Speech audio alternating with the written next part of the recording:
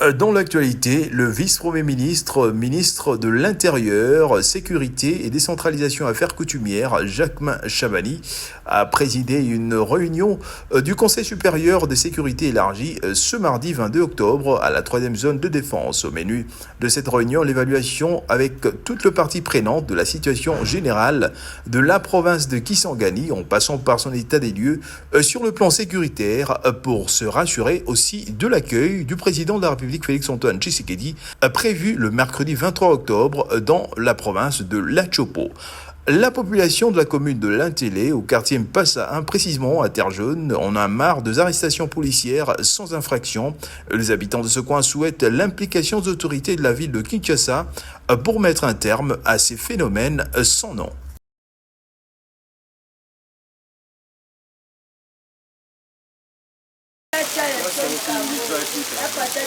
La pluie torrentielle qui s'est abattue dans la matinée de samedi 19 octobre a causé d'énormes dégâts dans plusieurs coins de la ville de Kinshasa. La route bypass dans la commune de Tselembao, au niveau de l'arrêt des bus Kwado, en est victime. Après cette intempérie, une érosion s'est créée du grand collecteur d'eau reliant le quartier Eradi et Ngafani. Même s'il n'y a pas eu de mort d'homme, mais plusieurs familles habitant le long de cette artère ont vu leurs parcelles et maisons être emportées et englouties dans l'érosion. Face à cette situation déplorable, la population n'a pas manqué à exprimer leur regret vis-à-vis de cette érosion. Banda dimanche beaucoup mais ça yaki.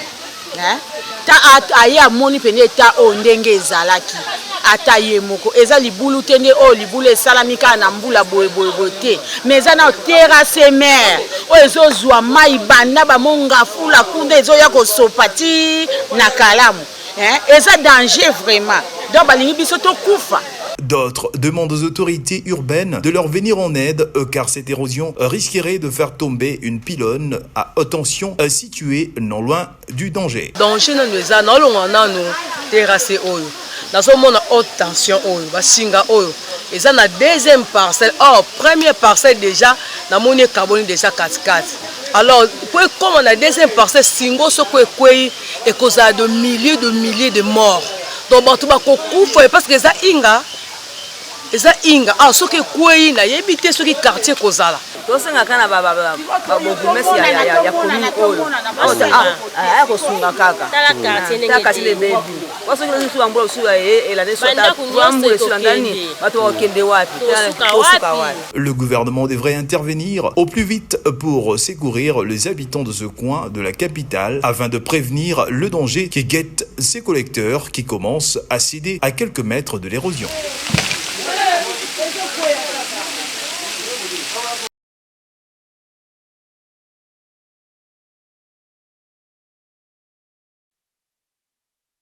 Le numéro 1 de l'Assemblée nationale, Vital Kamerhe, a échangé ce mardi 22 octobre 2024 avec le premier président de la Cour des comptes, Jimmy Munganga Ngwaka, venu lui présenter les résolutions de la première session extraordinaire du Conseil supérieur de la Cour des comptes, tenue du 7 au 11 octobre dernier. Ces résolutions concernent le recrutement de magistrats à la Cour des comptes, la célébration du départ à la retraite des magistrats qui étaient retraités en 2022 par les ordonnances du chef de l'État.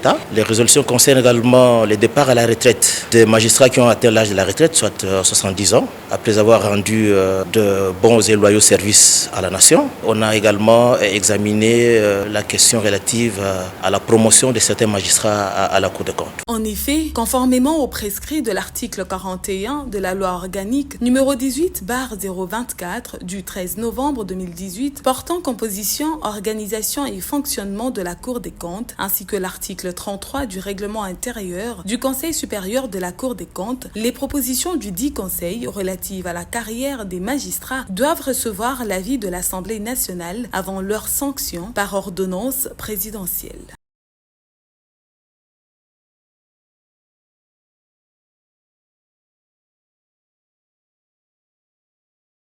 Judith Soumino Tuluka a accordé une audience le lundi 21 octobre à Bruxelles à une délégation menée par Pierre Compagnie, député belge d'origine congolaise.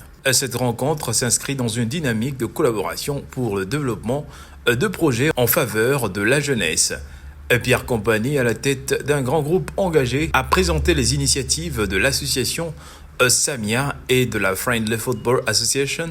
Ces organisations se consacrent à l'éducation et au sport, des domaines essentiels pour encadrer et soutenir la jeunesse défavorisée en RDC, qu'au Sénégal et ailleurs. Après cette rencontre, moi je crois que c'est une belle ouverture pour que les projets qu'on mène soient connus par les responsables du pays. La baronne Sophie de Jacques a souligné l'importance de lutter contre les violences faites aux femmes et aux jeunes en situation vulnérable. Son engagement met en avant le défi persistant auquel sont confrontés ces groupes et elle a plaidé pour un soutien accru afin de créer des environnements sûrs et inclusifs.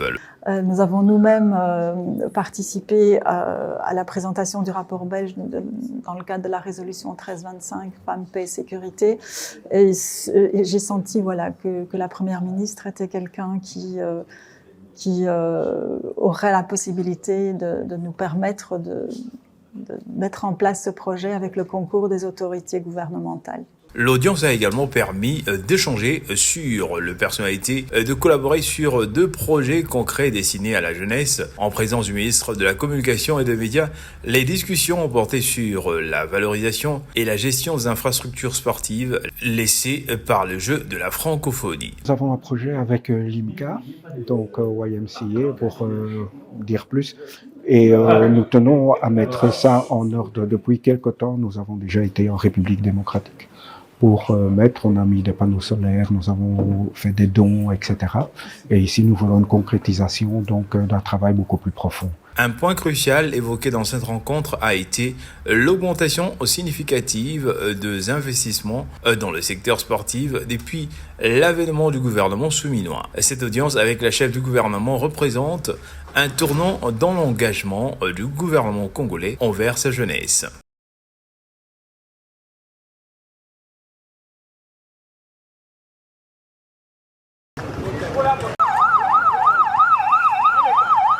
Le président de la République, Félix Antoine Tshisekedi Tshilombo, est annoncé à Kisangani pour une série d'inaugurations et d'inspections de travaux à intérêt de la province. Avant son arrivée sur place, les vice-premiers ministres, ministre de l'Intérieur et Sécurité Jacquemain Chabani et les ministres des Finances Doudou Fwamba sensibilisent la population boyomaise en vue d'un accueil chaleureux réservé au président de la République. L'appel est de Doudou Fwamba, digne fils de cette province. Son Excellence Félix Antoine Tshisekedi Tshilombo, qui vient consoler sa population, qui vient voir l'état des lieux des différents travaux que le gouvernement central a lancés ici. Vous avez suivi tous ensemble. Au dernier conseil des ministres, le gouvernement a fait rapport sur l'évolution des travaux de l'aéroport ici. Nous avons fait rapport sur l'évolution de la route qui mène vers les centres-villes, les différents travaux de voirie qui sont en train d'être réalisés à l'instant. C'est environ plus de 80 km qui vont être réalisés dans la ville de Kisangani, mais également la RN4 qui est en train d'être réhabilitée, dont le gouvernement a déjà donné la première partie de sa quote-part et la deuxième va arriver bientôt. Donc le chef vient voir de ses propres yeux l'évolution de ces travaux, mais également la problématique de l'énergie. L'aéroport international de Bamboka, la route qui mène vers Bouta, les travaux routiers se poursuivent sur la nationale numéro 4 et d'autres infrastructures publiques sont les réalisations phares du premier mandat du président Félix Antoine Tshisekedi Tshilombo d'Ala Chopo. D'où l'inauguration de l'aéroport international est considérée comme un vrai cadeau à la population boyomaise.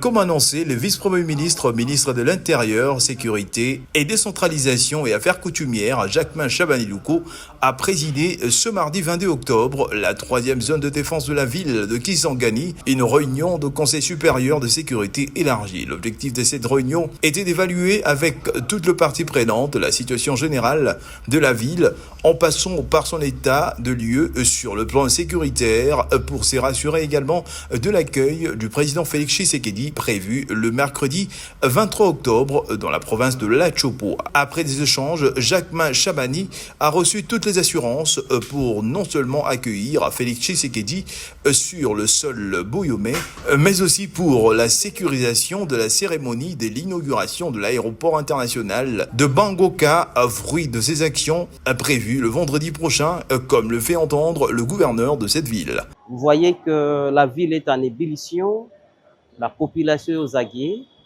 pour accueillir le chef de l'État. Évidemment, le chef va inaugurer l'aéroport de Bangoka, qui est le tout premier aujourd'hui dans notre pays, je peux dire, en termes d'infrastructure.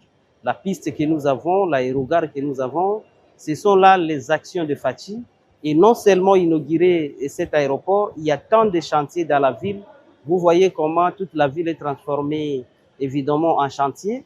Le chef va visiter quelques travaux qui se font. Signalons que ce cadre a également permis au patron de la sécurité et de la territoriale de s'imprégner de quelques difficultés et problèmes à la base de l'insécurité dans la province de l'Achopo, qui, du reste, sont sous contrôle de forces de défense et de sécurité.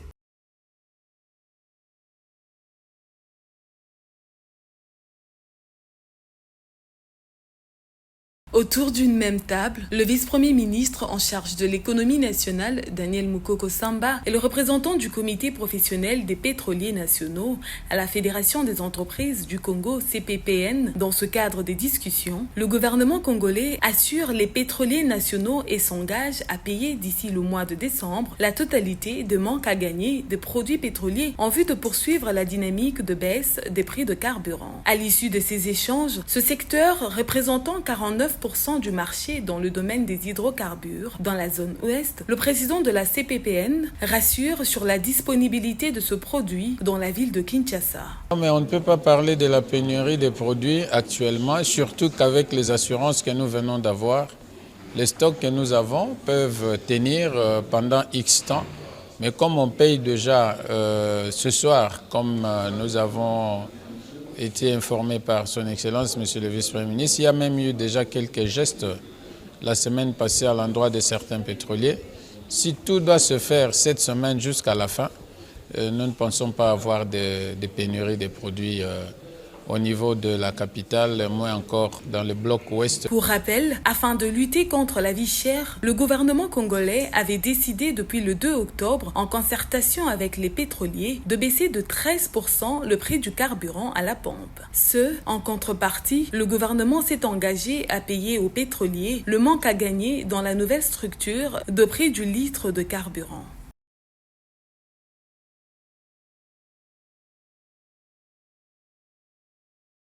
Le sous-sol congolais continue d'attirer les investisseurs étrangers. Les responsables de la société Cobalt Metals sont reçus en audience par le directeur général de l'APCSC, Freddy Chembo, le lundi 21 octobre 2024. Déjà implanté en Australie et en Zambie, Cobalt Metals souhaite investir au Congo-Kinshasa dans les domaines de base et de ressources naturelles.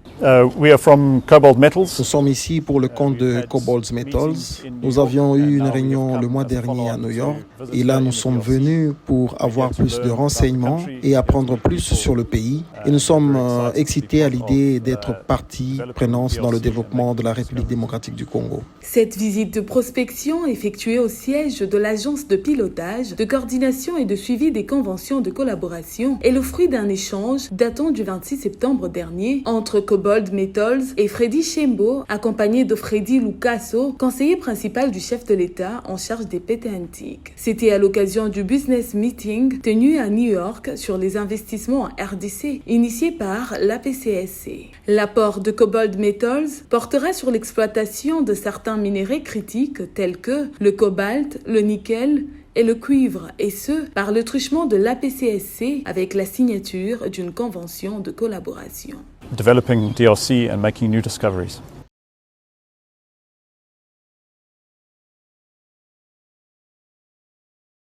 Les contacts s'intensifient pour accompagner le projet d'extension de la ville de Kinshasa. Ce sujet a été au centre des échanges entre le gouverneur Daniel Bumba et les représentants de l'entreprise publique chinoise Construction Engineering. L'objectif est de désengorger la capitale et de réduire d'une manière drastique le problème des circulations et d'assainissement. 486 km² sont déjà réservés pour construire une nouvelle cité. Au sortir de cette rencontre, l'un des membres de la délégation encourage la concrétisation de cette coopération en vue avec la ville de Kinshasa. Et cette fois-ci, c'est la rencontre, c'est pour présenter la puissance et l'expérience de la China State dans le projet séminaire et aussi se connaître avec l'équipage de l'autorité du gouvernemental local. Vous savez, l'autre projet se trouve dans la ville. Et aussi le projet pour la construction de la nouvelle ville de Kinshasa. Le choix de l'entreprise chinoise se justifie par son savoir-faire éprouvé notamment en Algérie, renchérit la délégation. China State Construction, c'est tout simplement la première société de construction au monde, pas en Chine mais au monde. Deuxièmement, c'est que je peux dire de plus proche de nous, c'est China State qui a en partie construit la nouvelle capitale du Caire, qui est l'un des projets phares en Afrique aujourd'hui, ainsi que beaucoup d'autres réalisations en Afrique de l'Ouest maintenant. Historiquement, il y a plus de 30 ans, c'est China State, dans une ancienne version, qui a construit le Stade des Martyrs et le Palais du Peuple. À l'hôtel des villes de Kinshasa, on considère la conjonction de la volonté du gouverneur et l'expertise, ainsi que la solidarité de l'entreprise publique chinoise comme un gage sérieux pour la réalisation de ces projets.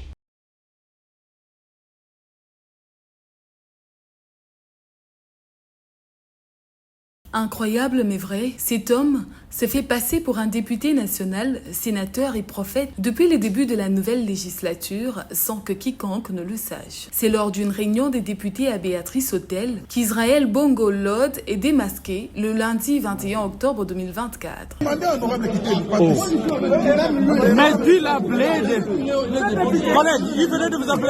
Il participait à des sessions plénières, recevait des honneurs de la police à l'entrée de l'Assemblée nationale. Il accordait des interviews aux médias. Israël Bongo pouvait accéder à toutes les portes en tant qu'élu. Dernièrement, il a même été reçu par le président de l'Assemblée provinciale de Kinshasa pour signer un partenariat d'un projet de modernisation de Kinshasa. Alors que la toile discute encore sur les révélations faites par l'ONG CREFDEL à propos de 513 députés nationaux inscrits sur la liste de paye de l'Assemblée nationale au lieu de 500 prévus par la Constitution congolaise, l'affaire Israël Bongo vient voler la vedette. Suscitant ainsi des questionnements sur la toile, les gens s'interrogent comment cet imposteur a pu rouler tout le monde. Décidément, le service de l'Assemblée nationale semble ne pas maîtriser ses députés.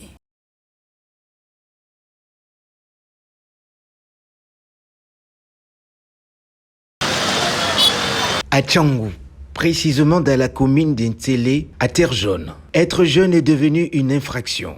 Les policiers installés dans plusieurs quartiers font de la jeunesse leur champ d'action, avec un grand nombre des hommes en tenue civile, communément appelés éclaireurs dans l'air effectif, et un nombre très réduit des hommes en uniforme. Ces derniers se font la loi en se promenant dans la rue pour traquer le jeune gens.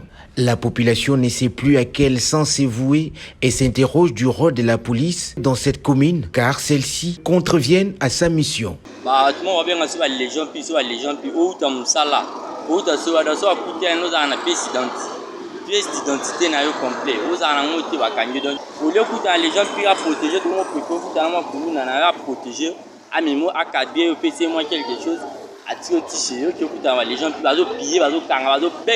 Mère d'une victime de cette barbarie explique le déroulement de leur patrouille qui a conduit son fils en prison et demande l'implication des autorités.